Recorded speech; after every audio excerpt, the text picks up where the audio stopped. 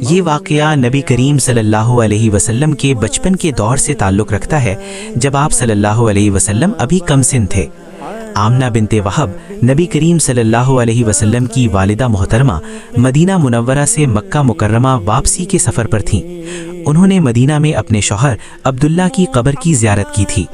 واپسی کے دوران راستے میں ایک مقام آیا جسے ابوا کہا جاتا ہے۔ اسی مقام پر آمنہ بنت وہب شدید بیمار ہو گئیں۔ سفر کی مشقت اور بیماری نے ان کی حالت کو کمزور کر دیا۔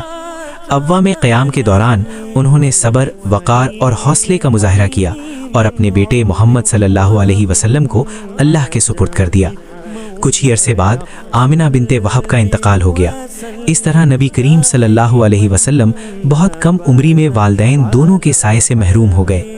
ابوا میں پیش آنے والا یہ واقعہ نبی کریم صلی اللہ علیہ وسلم کی زندگی کی ابتدائی آزمائشوں میں سے ایک تھا، جس نے آپ صلی اللہ علیہ وسلم کی شخصیت میں صبر، استقامت اور اللہ پر مکمل بھروسے کی بنیاد رکھی۔